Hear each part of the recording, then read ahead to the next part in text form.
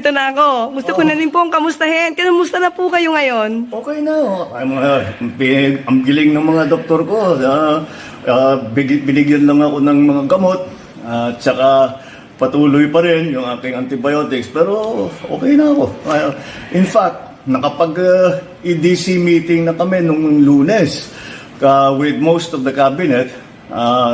So I'm back in pero medyo nagtatampo sa akin yung mga doktor ko. Kasi sinasabi nila, wag muna. Sabi ko, hindi ko naman pwede pagantayin lahat ng mga nangyayari. So, tinuloy ko na lang. And tomorrow, I have some meetings in the office. And tuloy-tuloy na. Pero sir, nabanggit sa akin ni Sec Dave, meron daw kayo napaniginipan. No. Parang may namimiss yata kayong food. Dahil, ang ano pala rito, kailangan for a few days, hindi ka pwedeng kumain ng solid food para matanggalan ng stress yung bituka mo. So, puro sabaw lang ako. Kaya nanaginip ako yung isang gabi. Sabi ko sa doktor, pwede na ba akong kumain ng kung ano-ano? Kasi nanaginip ako, nakakain ako ng steak. Ito ang iniisip ko. Pero hindi pa pwede. Hindi pala. Hello mga kababayan, kumusta po kayo? Isa na namang araw ng ating pagsasama para dito sa ating video analysis at video talakayan. Nagpapanik po ang mga pahayag na lumalabas sa Palasyo ng Malacanang. Lalo na po mula dito sa tagapagtahol ni Marcos, itong si Aling Claire Marites Castro. Halos awayin na niya ang media mga kababayan para lamang ipaliwanag na okay pa ang kalagayang pangkalusugan ni Marcos Jr. Halos hindi na siya magkanda upa sa pagkakaroon ng oportunidad kung papaano po pagtatakpan, pagsisinungalingan at gumawa ng drawing hinggil po sa sinasabi na kalagayan ng diverticulitis lang daw ito ang dinadanas ni Marcos Jr. Nothing to worry, and Marcos Jr. is still the president. Siya pa rin daw po ang namumuno ng gobyerno at walang dapat ikabahala. Pahinga lang daw ang kailangan. Una, hindi po ito totoo na pahinga lang ang kailangan ni Bongbong Marcos Jr. Dahil ang nakikita na indicators ng taong bayan, labas-masok po si Ginoong Marcos sa ospital. Kung hindi po seryoso at hindi po critical ang kalagayang medikal at pangkalusugang kalagayan ni Marcos Jr., bakit 2 beses na siyang pabalik-balik sa ospital in a matter of 4 days, mga kababayan, or 5 days.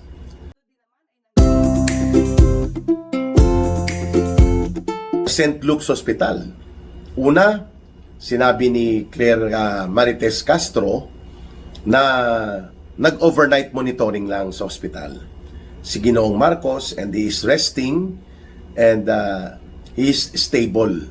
At siya pa rin po ang nagfa-function normally sa kanyang kalagayan pa rin, ay kaya naman niyang gampanan pa ang kanyang pagkapangulo.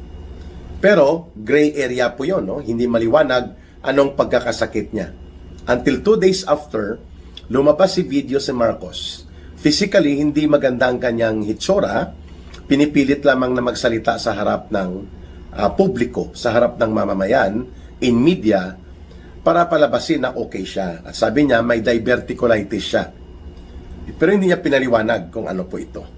Nalalaman natin na ang diverticulitis pala ay pamamaga sa loob ng bituka na nagkakaroon ng infeksyon at posible po, sabi ng mga doktor, kapag ito ay naging chronic o matagal nang nandyan at hindi naagapan ng medical attention, ay magiging critical illness and life-threatening.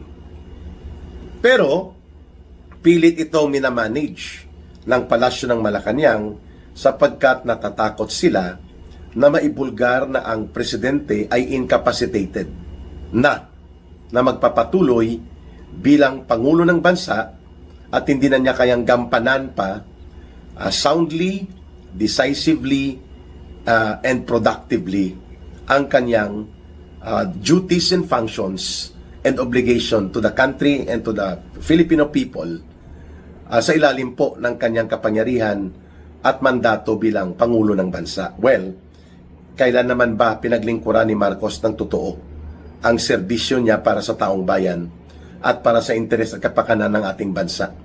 Maliban sa track record ng tuloy-tuloy na pagnanakaw, pandarambong at pagpapabalik ng sistema ng tinatawag nating plunder and corruption in government. No? At ito pa, pangalawang araw pagkatapos lumabas yung diverticulitis na pag-amin at admitted in public, muli na namang dinala daw sa ospital si Marcos Jr. Again, gray area pa rin po ang mga sinasabi ni Aling Claire Marites Castro until to the point na nag-challenge ang mga miyembro ng Malacanang Press Corps na kung pwede ba magpahayag nang nanggagaling sa medical experts kagaya po ng attending physicians ni Marcos at ng Department of Health Secretary upang ang mamamayang Pilipino ay maunawaan kung kaya pa ba at nasa wastong kalusugang pangkalagayan pa si Marcos Jr.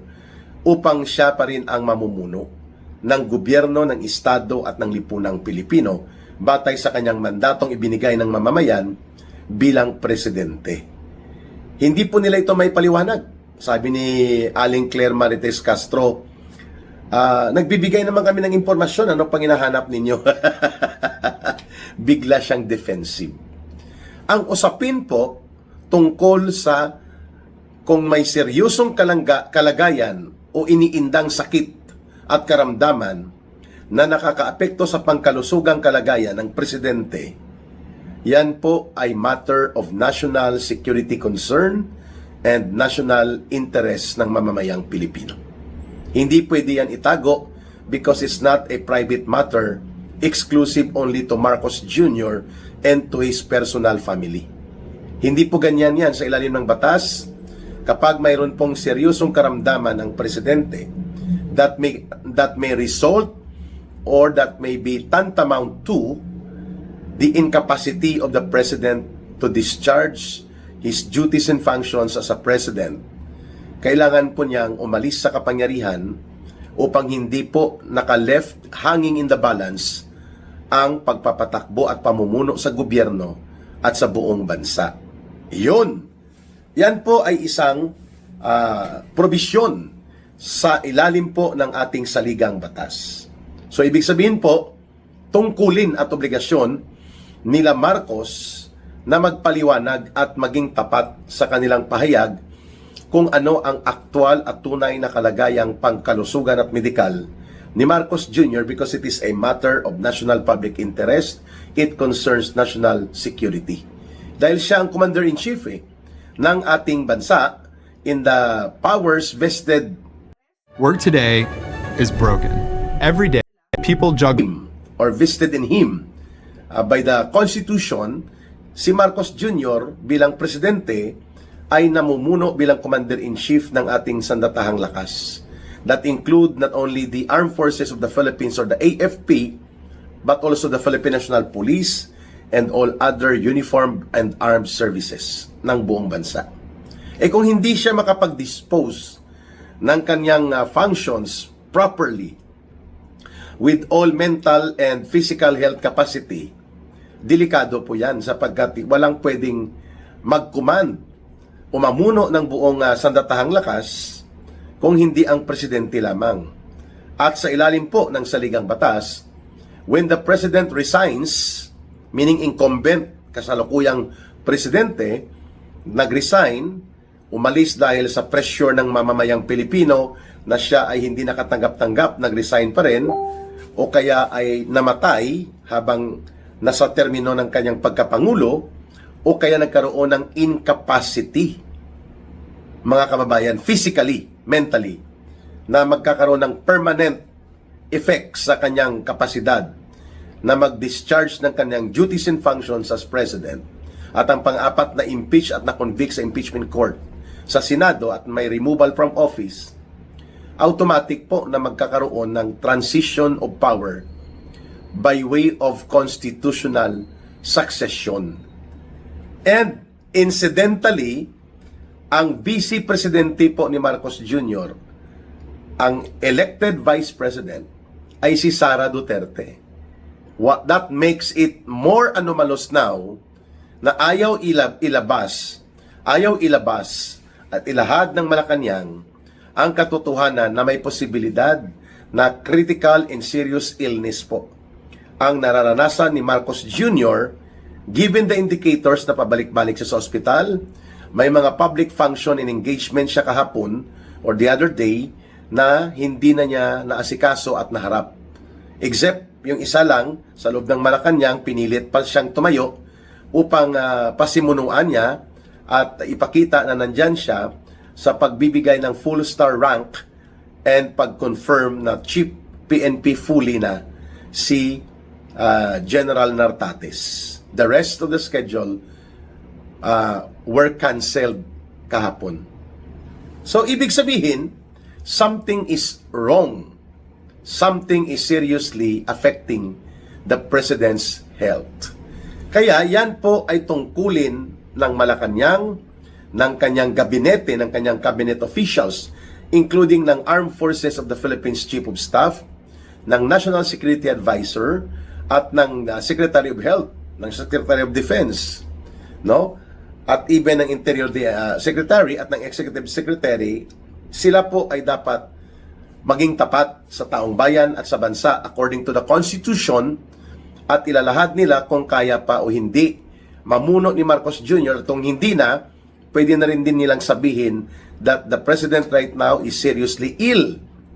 Critically, ang kanyang capabilities, ang kanyang mental and physical faculties para mag-discharge productively at bilang healthy, bilang Pangulo, ay apektado ng kanyang karamdaman.